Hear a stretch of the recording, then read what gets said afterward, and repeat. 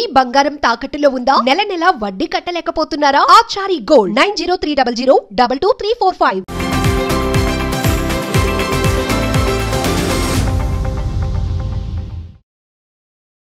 నమస్తే, welcome to magnet TV. నేను మీ కృష్ణవేణి. సూపర్ స్టార్ మహేష్ బాబుకు కన్స్యూమర్ కోర్ట్ లీగల్ నోటీసులు పంపించింది. ఎందుకు అంటే ఆయన ఒక రియల్ ఎస్టేట్ వెంచర్ కి బ్రాండ్ అంబాసిడర్ గా ఉన్నారు. ఆ వెంచర్ కస్టమర్స్ ని మోసం చేసింది. అందుకోసం మహేష్ బాబు గారు లీగల్ నోటీసులు అందుకున్నారు. అయితే ఆయన పూర్తిగా తెలుసుకొని చేశారా, తెలియకుండా చేశారా, లోపం ఎక్కడున్నా అటువంటి సంస్థకు ప్రచారం చేయడం అనేది మహేష్ బాబు గారు తప్పే అని కొంతమంది వాదిస్తుంటే, ఆయన అభిమానులు మాత్రం అందులో ఆయన తప్పే ఉంది అంటున్నారు. సరే, అభిమానానికి వ్యతిరేకత ఇవన్నీ పక్కన పెడితే లీగల్ గా ఈ అంశాన్ని ఎలా చూడొచ్చు? ఈ అంశం గురించి మాట్లాడడానికి ఈ రోజు మనతో పాటు హైకోర్టు అడ్వకేట్ జయంత్ గారు ఉన్నారు. మాట్లాడతారు. మేడం నమస్తే. నమస్తే కృష్ణ. మేడం, చాలా మంది సెలబ్రిటీలు ఇటువంటి అంటే వాళ్ళు ప్రచారకర్తలుగా ఉన్న సంస్థలు చేసే తప్పులకు వీళ్ళు బాధ్యత వహిస్తూ చాలాసార్లు లీగల్ నోటీసులు అందుకున్నారు. కొంతమంది న్యాయస్థానాలకు కూడా వెళ్లాల్సి వచ్చింది కదా. ఇప్పుడు మహేష్ బాబు గారు ఈ విషయాన్ని ఎలా చూడొచ్చు? ఆయన అభిమానులు కొంచెం ఆందోళనగా ఉన్నారు ఈ అంశం. కృష్ణ, ఇవాళ రోజున ఏమైపోయిందంటే అసలు ప్రతి ప్రోడక్ట్ కి మామూలుగా అడ్వర్టైజ్మెంట్ చేసుకుంటారు కదా బిజినెస్ పీపుల్. ఇప్పుడు ఇవాళ రోజున ఏమైపోయిందంటే బిస్కెట్ ముక్క దగ్గర నుంచి బెంజ్ కార్ వరకు, చాక్లెట్ ముక్క దగ్గర నుంచి షెవర్లెట్ కార్ వరకు ప్రతిదానికి కూడా ఈ ఎండార్స్మెంట్స్ ఎక్కువైపోయాయి. అది కూడా ఎవరితో? సెలబ్రిటీస్ తో. బాగా పాపులర్ సెలబ్రిటీస్, ఇప్పుడు మన ఫిల్మ్ స్టార్స్ అని కానీ, లేదా క్రికెట్ లో ఉన్న వాళ్ళని కానీ, స్పోర్ట్స్ లో ఉన్న వాళ్ళని బేసికల్ గా. సో ఇలా ఇచ్చి దానివల్ల ఏం చేస్తారంటే దానివల్ల దానికి బ్రాండ్ వాల్యూ పెరుగుతుంది, తొందరగా రీచ్ అవుతుంది కన్స్యూమర్ కి ఆర్ పబ్లిక్ కి. తొందరగా రీచ్ అవడానికి ఇవన్నీ కూడా బిజినెస్ హౌసెస్ చేస్తూ ఉంటాయి. అటువంటి క్రమంలోనే ఇప్పుడు ఈ మహేష్ బాబు గారు ఒక particular real estate developer, Sai Surya developers అనుకుంటాను, అతని ఆ బిజినెస్ ఎంటిటీకి, బిజినెస్ హౌస్ కి బ్రాండ్ అంబాసిడర్ గా వాళ్ళ ఏంటి వెంచర్ కి ఎండార్స్మెంట్ చేశారు. సో చేసినప్పుడు ఏమైందంటే ఇప్పుడు లేటెస్ట్ గా మన కన్స్యూమర్ కోర్టులో, డిస్ట్రిక్ట్ కన్స్యూమర్ ఫోరం రంగారెడ్డి కోర్టులో కంప్లైంట్ ఫైల్ అయింది. ఏంటి? ఆ సాయి సూర్య డెవలపర్స్ చేసిన అడ్వర్టైజ్మెంట్ వల్ల కానీ, లేదా మార్కెటింగ్ వల్ల కానీ, లేదా ఈ మహేష్ బాబు గారు ఇచ్చిన ఎండార్స్మెంట్ వల్ల కానీ చూసి ఒక కన్స్యూమర్, ఆవిడ డాక్టర్ అట, బేస్డ్ అవుట్ ఆఫ్ హైదరాబాద్, ఆవిడ కొనుగోలు చేశారు, ప్లాట్ కి డబ్బులు కట్టారు. అయితే అదంతా 35 lakhs ఎంతో.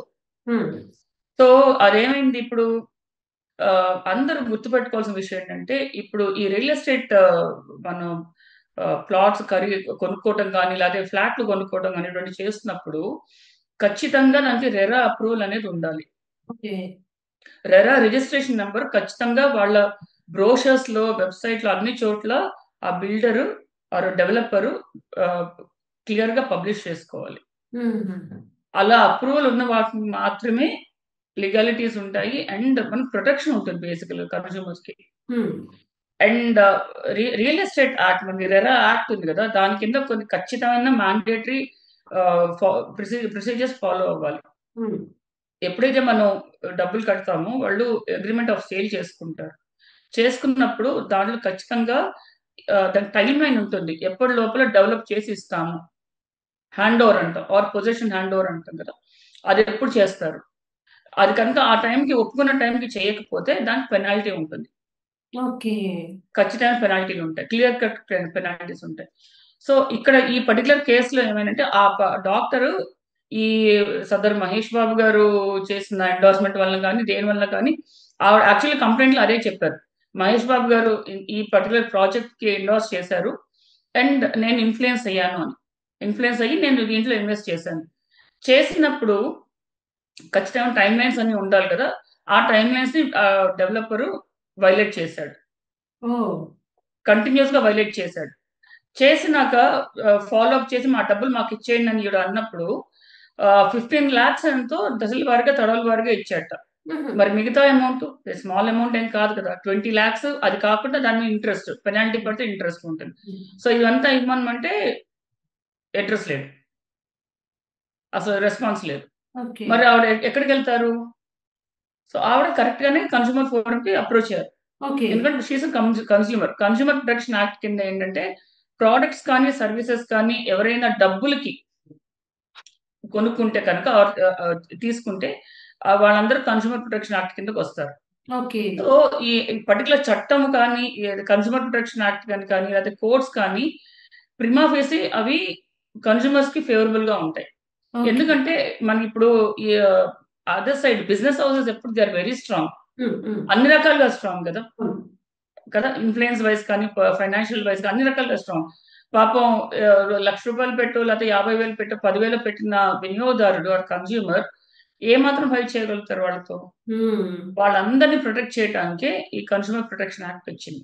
ఓకే మేడం, ఇక్కడ నాకు ఒక డౌట్. సెలబ్రిటీస్ ఇలాంటివి ఎప్పుడైనా సైన్ చేసేటప్పుడు ప్రతి సెలబ్రిటీకి ఒక లీగల్ టీమ్ ఉంటుంది కదా, ఒక లీగల్ అడ్వైజర్ ఉంటారు కదా, వాళ్ళు అసలు ఈ ప్రాజెక్ట్ కి మీరు ఉండొచ్చా ఉండరాదా, వీళ్ళు అన్ని కరెక్ట్ గా ఉన్నాయా, వీళ్ళు గవర్నమెంట్ ఇచ్చే నామ్స్ కి కట్టుబడి చేస్తారని వెరిఫై చేసి సజెషన్ ఇవ్వాలి కదా మేడం? కరెక్ట్. అదే నేను యాక్చువల్లీ అదే చెప్పబోతున్నాను. పిఆర్ టీము వాళ్ళ లీగల్ టీము ఖచ్చితంగా వెరిఫై చేయాలి. ఎస్పెషల్లీ ఇటువంటి రియల్ ఎస్టేట్ ప్రాజెక్ట్స్ కి ఎండార్స్ చేస్తున్నప్పుడు ఖచ్చితంగా దానికి రెరా రిజిస్ట్రేషన్ ఉందా లేదా అనేది మినిమం బేసిక్ డ్యూ డిలిజెన్స్ చేయాలి, ఆ వెరిఫికేషన్ చేయాలి. ఇప్పుడు ఏవైతే అతను ఆ డెవలపర్ ప్రామిస్ చేస్తున్నాడో ఫలానా టైం కల్లా నేను డెవలప్ చేసిస్తాను, ఆ పీరియడ్ ని వాళ్ళు ఎడిహర్ చేస్తున్నారా లేదా, కరెక్ట్ గా ఇస్తున్నారా లేదా, అసలు అక్కడ ఏది వెంచరే లేదు కదా. అవును, వెంచరే లేదంటే అది చీటింగే కదా. చీటింగ్, బ్రీచ్ ఆఫ్ ట్రస్ట్, అది కాకుండా అన్ఫెయిర్ ట్రేడ్ ప్రాక్టీస్. అది ఏమీ లేకుండా గాలిని ధూళిని ఇంకే చెత్త చెదారని చూపించి అమ్ముతున్నారు. ఇప్పుడు సాయి సూర్య డెవలపర్స్ లాంటి వాళ్ళు ఇంకా చాలా మంది ఉంటారు కదా. సో తెలియదు, ఇలా కన్స్యూమర్స్ వచ్చి కేసులు వేసేదాకా బయటపడతారు. కరెక్ట్. సో వాళ్ళు ఏం చేస్తారు, ఇటువంటి సెలబ్రిటీస్ ని తీసుకొచ్చుకుని, ఎందుకంటే వాళ్ళకి ఆల్రెడీ సెలబ్రిటీస్ కి బ్రాండ్ వాల్యూ ఉంటుంది, పబ్లిక్ లో తొందరగా రీచ్ అవుతారు, వాళ్ళ మూవీస్ చాలా ఇన్ఫ్లుయెన్స్ చేస్తారు పబ్లిక్ ని కదా, అందుకే కదా వాళ్ళ సినిమాలు హిట్ అవటం అవన్నీ జరుగుతున్నాయి. సో అటువంటి వాళ్ళని తీసుకొచ్చి ఎండోర్స్ చేయించుకుంటే తొందరగా రీచ్ అవుతుందన్న ఉద్దేశంతో వాళ్ళు మార్కెటింగ్ చేయించుకుంటారు. సో దాని కింద వాళ్ళు ఎండార్స్మెంట్ ఫీ అని కానీ లేదా రాయల్టీ కానీ పే చేస్తారు. ఈ పర్టికులర్ కేసులో ఆ particular developer Sai Surya developers వాళ్ళు దాదాపు 5.9 to 6 CR పే చేశారనేది ఒక టాక్. అండ్ ఇదే విషయంలో ఏప్రిల్ 2025 లో, అంటే 3 నెలల క్రితం, ED enforcement directorate Mahesh Babu గారిని క్వశ్చన్ చేసింది. ఎందుకంటే దాంట్లో కొంత అమౌంట్ క్యాష్ రూపంలో కూడా ఇచ్చారట వాళ్ళు, ఈయన యాక్సెప్ట్ చేశారట. అది ఆ అభియోగం మీద ఎన్ఫోర్స్మెంట్ డైరెక్టరేట్ కూడా క్వశ్చన్ చేసింది. సో ఇంత బ్యాక్గ్రౌండ్ ఉంది వెనకాల. కాబట్టి ఎప్పుడు కూడా సార్ సెలబ్రిటీస్ ఇంత ముందు కూడా మనకి అరౌండ్ 1995-96 లో ఈ మ్యాగీ నూడిల్స్ మీద వచ్చి 2005-2015 టైంలో మ్యాగీ నూడిల్స్ మీద కూడా అలాగే వచ్చింది. అప్పుడు అమితాబ్ బచ్చన్ గారు, ఇంకెవరెవరు, మాధురి దీక్షిత్ గారు, ప్రీతి జింతా గారు, వీళ్ళంతా బాలీవుడ్ స్టార్స్, వీళ్ళు ఎండార్స్ చేసేవాళ్ళు 2 minutes నూడిల్స్ అని. దాని మీద పెద్ద దుమారం, మ్యాగీ నూడిల్స్ మీద చాలా పెద్ద కేసు అయింది. అయినప్పుడు కూడా కోర్టు అదే అన్నది, అమితాబ్ బచ్చన్ గారు నాది ఇన్నోసెన్స్, నాకేం తెలియదు అన్నా కూడా కోర్టు యాక్సెప్ట్ చేయాల. సరే తర్వాత ఆయన అంత ముందు 2 ఏళ్ల నుంచి ఆయన ఎండార్స్మెంట్ చేయడం మానేసా అని చెప్పారు, అది వేరే విషయం. బట్ నాకు తెలీదు, నాకు నాలెడ్జ్ లేదు, నేను గుడ్ ఫీల్ తో చేశాను, గుడ్ ఫెయిత్ తో చేశాను అంటే కుదరదు. Because ignorance is no more innocence, ignorance is no bliss under law. అవును మేడం, మరి ఇప్పుడు ఫైనల్ గా మహేష్ బాబు గారి తరపు లీగల్ టీం ఏం వాదించే అవకాశం ఉంది? మహేష్ బాబు గారి దీని నుంచి బయటపడే అవకాశం ఉందా? ఇక్కడ మనం కన్స్యూమర్ ప్రొటెక్షన్ యాక్ట్ లో సెక్షన్ 21(2), 21(5) ఈ రెండు చూడాలి. సో 21(5) ఏం చెప్తుందంటే, మీరు డ్యూ డిలిజెన్స్ చేస్తున్నారా లేదా, మీరు అన్ని చెక్ చేస్తున్నారా లేదా, చెక్ చేసుకున్నాము, మాకు ఇలాగే చెప్పాడు, మమ్మల్ని కూడా మోసం చేశాడు అని చెప్తే అది వేరే విషయం. ఓకే, మేము అన్ని చెక్ చేసుకున్నాం. ఎందుకంటే వాళ్ళు ఈ డెవలపర్స్ తెలుసు కదా, వాళ్ళు భూతల స్వర్గం అని చూపించేస్తారు కదా, మాకు అన్ని ప్రొవిజన్స్ ఉన్నాయి, అన్ని ఫెసిలిటీస్ ఉన్నాయి, మీరు అడుగు తీసి బయట పెట్టక్కర్లేదు, అసలు సాక్షాత్ స్వర్గం అంతా ఇక్కడే ఉందని చూపిస్తారు. అటువంటి అడ్వర్టైజ్మెంట్ చేస్తున్నప్పుడు, అటువంటి పబ్లిసిటీ జిమిక్స్ చేస్తున్నప్పుడు, ఇటువంటి సెలబ్రిటీస్, ఈ లెవెల్ ఆఫ్ సెలబ్రిటీస్ ఎండార్స్ చేసినప్పుడు ఖచ్చితంగా వెనకాల డ్యూ వెరిఫికేషన్ చెయ్యాలి. చేసామని చూపించుకోవాలి, ప్రూవ్ చేసుకోవాలి. లేదా ఇప్పుడు మేము చేసుకున్నాము అనేది ప్రూవ్ చేసుకోలేకపోతే ఎలా ఉంటుంది, చేసుకుంటే ఎలా ఉంటుంది? చేసుకోకపోతే కనుక సెక్షన్ 21(2) కింద వాళ్ళకి ఫైన్ పడుతుంది, పెనాల్టీ పడుతుంది. డెవలపర్ తో పాటు డెవలపర్ ఈ ఎండార్సర్స్ ఎవరైతే ఉంటారో సెలబ్రిటీస్ అయినా సరే వాళ్ళు కూడా పెనాల్టీ పడుతుంది. 10 lakhs పడుతుంది స్టార్టింగ్ విత్. అదే కంటిన్యూ కనుక అయితే 50 lakhs ప్లస్ కూడా పడుతుంది. అయితే ఇక్కడ ఇక్కడ వాళ్ళు ఇంకొక స్టాన్స్ తీసుకోవడానికి అవకాశం ఉంటుంది. ఏంటంటే ఇప్పుడు ఇవిడ కంప్లైంట్ ఇచ్చారు కదా, కన్స్యూమర్ కోర్టులో కంప్లైంట్ వేశారు. ఆ పార్టీకి నేను ఎండార్స్ చేయడం మానేశాను అన్న పాయింట్ చూపించుకోగలిగితే, ప్రూవ్ చేసుకోగలిగితే అదొక ఆయన బయటపడటానికి అవకాశం ఉంటుంది. లేదు అంటే డెవలపర్ మీద ఎంతైతే కేసు ఉందో ఎండార్సర్స్ మీద కూడా అంత కేసు ఉంటుంది. అంటే ఒక అమౌంట్ ఇచ్చి ఒకవేళ ప్రూవ్ అయినా కూడా వాళ్ళు డబ్బులు చెల్లిస్తే సరిపోతుందా మేడం? ఇప్పుడు మహేష్ బాబు గారికి సెక్షన్స్ ప్రకారం ఎటువంటి అంటే ఎటువంటి శిక్ష పడే? అంతే కదమ్మా, పెనాల్టీ ఒకటే కాదు, ఫర్దర్ గా వాళ్ళు ఎటువంటి ఎండార్స్మెంట్స్ చేయడానికి అర్హత ఉండదు వాళ్ళకి. Okay, they will be debarred from endorsing any other products.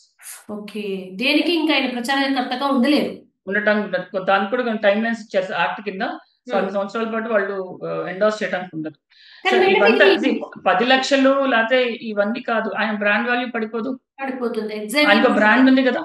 ఇంతకు ముందు చాలా మంది సెలబ్రిటీలు కూడా ఇటువంటి రియల్ ఎస్టేట్ సంస్థలకి ఒక ప్రఖ్యాత యాంకర్ కూడా ఇటువంటి దానికి రీసెంట్ గా ఏపీలో ఒక ల్యాండ్ కి ఇట్లాగే చేసి వాళ్ళు కస్టమర్స్ సేమ్ ఇలాగే మిమ్మల్ని చూసి మేము వచ్చామని. ఇప్పటికైనా కొంచెం సెలబ్రిటీస్ ఇటువంటి కేసెస్ రిపీట్ అవుతున్నా కొంచెం జాగ్రత్త పడి వెరిఫై చేసుకొని వెళ్తే బాగుంటుందేమో కదా మేడం?